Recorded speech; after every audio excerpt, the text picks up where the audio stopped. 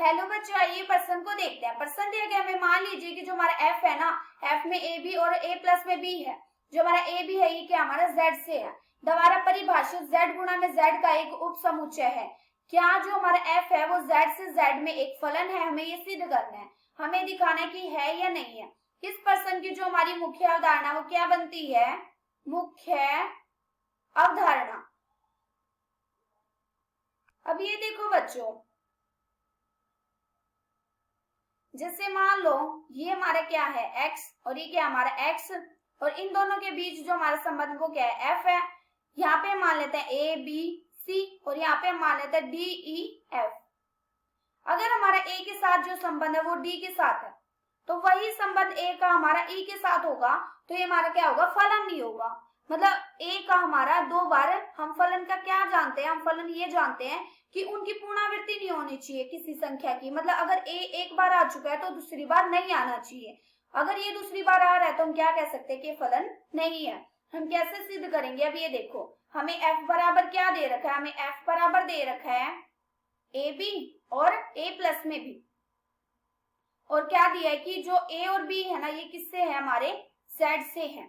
इसका मतलब हम जानते हैं बच्चों कि z में हमारी क्या होती हैं, सारी प्राकृतिक संख्या, मतलब 0 प्लस माइनस 1 फिर प्लस माइनस 2 और ऐसे अनंत तक चलता जाता है। हम यहाँ पे क्या करेंगे, एक और b का मान लेते हैं।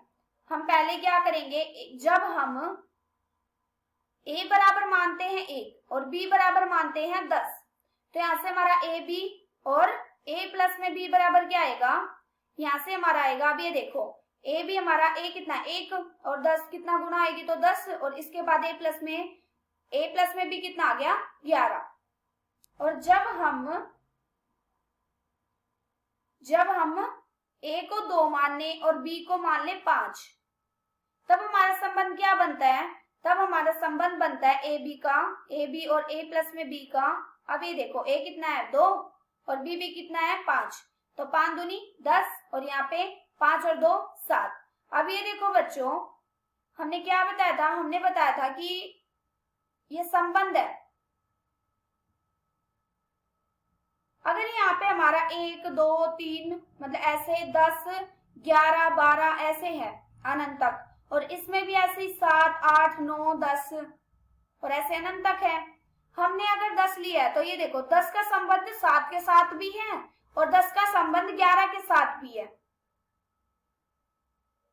तो इसका मतलब ये तो हमारा क्या आ गया, 10 के तो 2 प्रतिबिंब प्राप्त हो गए हमें, 10 के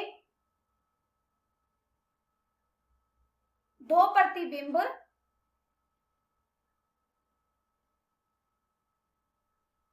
प्राप्त हो रहे हैं।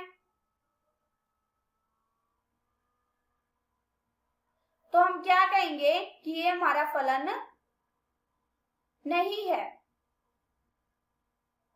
आशा करती हूँ कि बच्चों आप सबको समझ आया होगा। धन्यवाद।